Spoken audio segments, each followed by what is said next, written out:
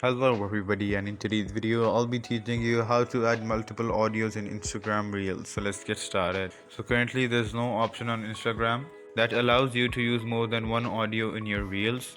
So you will need to do it through a third party software. So just download CapCut and now open it up. Now tap on new project and bring your video here. Now tap on audio and now tap on sound, and now either you can select any song displayed over here, or you can import a song from your gallery. As you can see, I just added one audio over here, and if I want to add multiple, I'll just split this over here and delete the rest of the clip.